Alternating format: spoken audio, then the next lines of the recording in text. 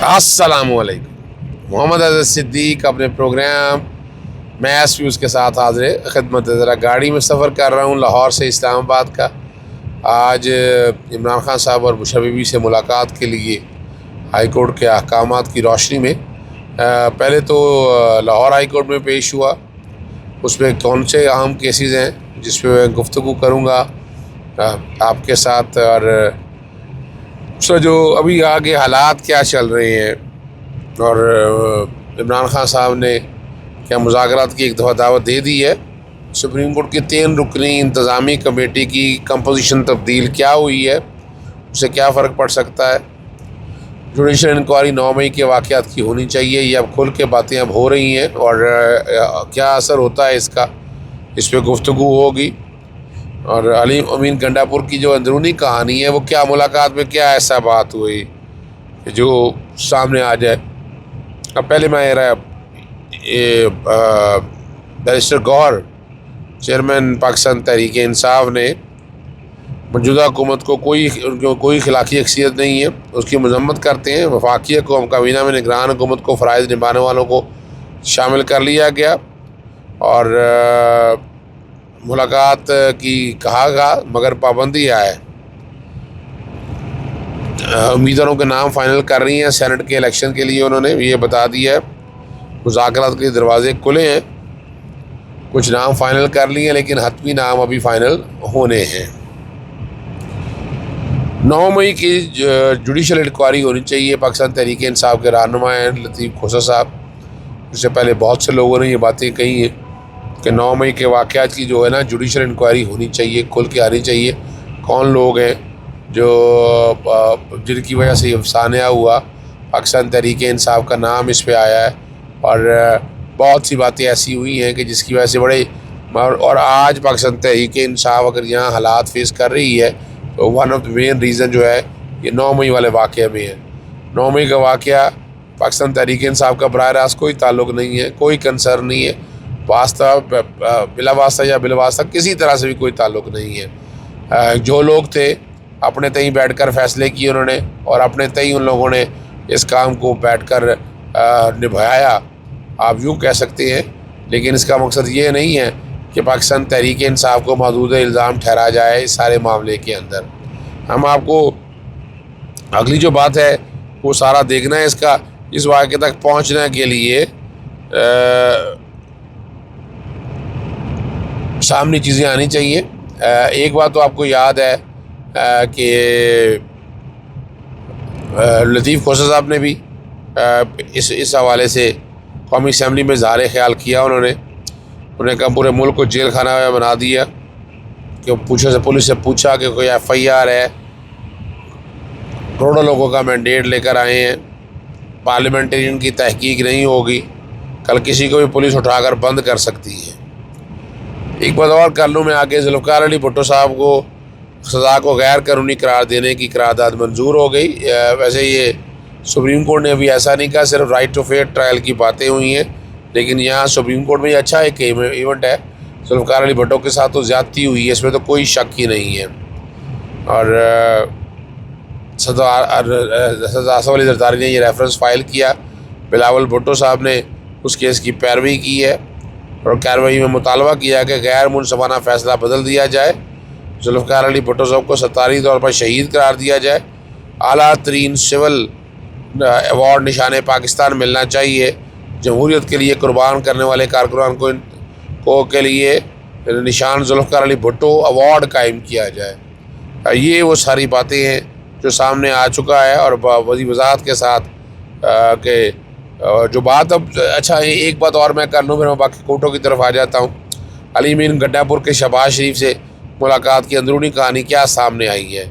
इसमें जो वज़ीर हैं मनसूबाबंदी के हसन इकबाल और नून लीग रहनुमा मीर मुकाम के आराम भरा प्रेस कॉन्फ्रेंस के दौरान कहा था कि वज़ीर आज़म से पहली मुलाकात जिसमें सूबे के मसाइल के हवाले से बातचीत हुई। अली अमीन ने वज़ीर आज़म से मुलाकात को मुस्बत करार दिया है और कहा है हमसे अवाम के मसाइल हल करने हैं। वज़ीर आज़म ने अवाम से मसाइल हल करने की यकीन दहानी करा दिया है। पाकिस्तान तहरीक-ए-इंसाफ को सेनेट इंतखाबा में भी पार्टी के टिकट पर हिस्सा नहीं ले सकते, क्योंकि सेनेट के 48 रिश्तों पर सुन्नी इत्तेहाद काउंसिल के प्लेटफॉर्म से इंतखाबात में हिस्सा लेगी, जो 2 अप्रैल को होने जा रहे हैं। और शेड्यूल जो है वो जारी किया जाएगा। 2018 में मुंतखब होने वाले 52 जो पार्लियामेंटेरियन हैं, जो सेनेट के मेंबर हैं, वो इस्तीफ़ा दे दिया उन्होंने। और उसमें पाकिस्तान मुस्लिम रिटायर हुए, उनमें पाकिस्तान मुस्लिम लीग नून के 13 हैं, पीपल्स पार्टी के 12 हैं और पीटीआई के 8 सेनेटर शामिल हैं। अब इस दफ़ा तादाद ज़्यादा हो सकती है। खैबर पख्तूनख्वा से तकरीबन असम्बली सारी उनकी है। पंजाब के अंदर ये सारी आपके पास तादाद मौजूद है, जहाँ पे बहुत बड़ी मेजॉरिटी है आपकी, लेकिन इस मेजॉरिटी पे सीटें कितनी हासिल कर सकेंगे ये देखने वाली बात है कि आप कितनी इसमें मेजॉरिटी हासिल कर सकेंगे, ये समझने वाली बात है। और इसको अगर आप आसानी से रख कर चीज़ों को देखेंगे तो बहुत बेहतरी की तरफ चीज़ें जाएंगी। अच्छा, मैं एक बात और आपके सामने रखता चलूँ। आज लाहौर हाई कोर्ट में जो मामला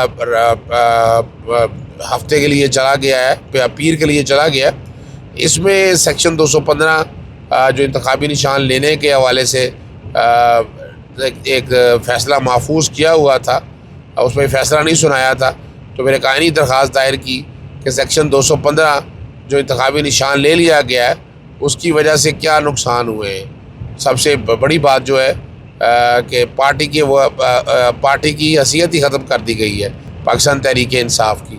आज जस्टिस अली बाकर नजवी और जस्टिस सुल्तान तवीर, उनका कहना था कि ये मामला सुप्रीम कोर्ट में है। उन्होंने बताया कि नहीं, सुप्रीम कोर्ट के पास है नहीं।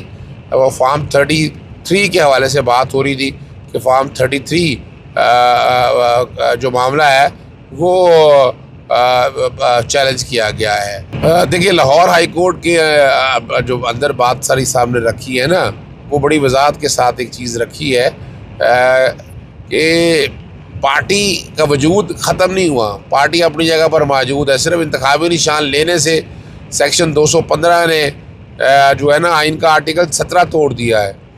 आपने बिल्कुल पार्टी ख़त्म कर दी है, यानी पार्टी के इंतखाबी निशान लेने के बाद पार्टी इलेक्शन लड़ नहीं सकी, और उसके लिए बड़ी कोशिश काविश रही। वो बताया गया इलेक्शन कमीशन ना कोर्ट है ना ट्राइब्यूनल है, इलेक्शन कमीशन ये फ़ैसला कैसे कर सकती है, इलेक्शन कमीशन कैसे ये तय कर सकती है। और लेकिन सेक्शन 209 और 210 को सामने रखते हुए ये हो गया, और इसकी ज़्यादती हमारे साथ क्या हुई है कि पार्टी का निशान चला गया हमारे हाथ से। अब यही बात नहीं ख़त्म होती है, हम इसे आगे चलते हैं अगर चीज़ों को लेकर, तो आपको बड़ी वजाहत के साथ चीज़ें बहुत बेहतरी की तरफ आगे चीज़ें नज़र आएंगी। मिसाल के तौर पर अगर पार्टी जो है ना पाकिस्तान तहरीक-ए-इंसाफ, उसका एक वजूद ही ख़त्म कर दिया गया है, और इलेक्शन कमीशन ने जो पीछे फ़ैसला दिया है कि जिसमें मखसूस नशिस्तों का कह दिया है कि वो आर्टिकल 151 और 106 के तहत वो बाकी सियासी जमातों में तकसीम हो जाएंगी। ये अदालत को बताया कि ये, और जो तादाद मेजॉरिटी है पाकिस्तान तहरीक-ए-इंसाफ की पार्लियामान के अंदर मौजूद है, तो ये उनका हक़ है और राइट है। एक मामला जो है जस्टिस चौधरी इकबाल साहब के पास चल रहा है, एक मामला जो है ये इस वक्त चल रहा है डिवीजन बेंच के सामने, जस्टिस अली बाकर नजवी और जस्टिस सुल्तान तनवीर। उन्होंने कहा कि इस पर हमने फ़ैसला तो महफूज नहीं किया था कि आपने आर्गूमेंट सुनने के बाद डेट ही कोई नहीं रखी और आपने फ़ैसला महफूज कर लिया था। अब मामला बड़ा सीधा सा है, वेरी सिंपल, छोटा सा इशू है। इशू क्या है? इशू बड़ा सिंपल सा ये था कि क्या आपके पाकिस्तान तहरीक-ए-इंसाफ का वजूद अगर ख़त्म कर दिया है तो वो तो इलेक्शन ही लड़ने दिए, लेकिन उसके बाद जो आपने उनको उस पार्टी के जो मखसूस नशिस्तें हैं वो भी नहीं दी आपने। वो भी क्या किया उन्होंने कहा, जो कि पार्टी सिंबल नहीं है, रूल 94 का सहारा लिया है और मखसूस नशिस्तें भी दूसरी पार्टियों को दे दी हैं। और उसमें से 5 में से एक मेंबर इलेक्शन कमीशन ने कहा कि वो उसमें तरमीम करनी पड़ेगी आर्टिकल 51 में और आर्टिकल 104 में, ये हो नहीं सकता। उन्होंने बड़ी क्लैरिटी के साथ ये बता दिया था।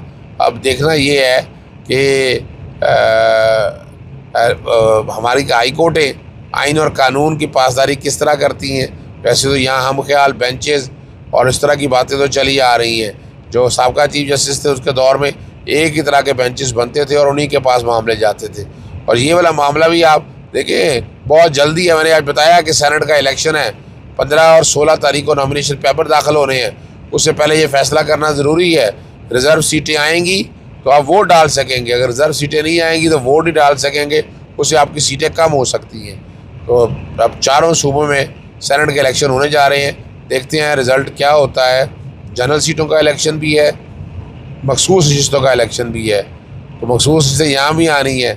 यहाँ सुन्नी इत्तेहाद काउंसिल भी वैसे तो आज़ाद कैंडिडेट के तौर पर वोट डालना है, लेकिन अब देखना ये है कि ये मामला कहाँ तक चलता है। मंडे को लाहौर हाई कोर्ट में समाअत होगी, एक और आईनी दरख्वास्त भी साथ दायर की जा रही है ताकि उसकी भी समाअत हो सके। इजाज़त चाहता हूँ। अस्सलाम वालेकुम, अल्लाह हाफ़िज़। पाकिस्तान जिंदाबाद।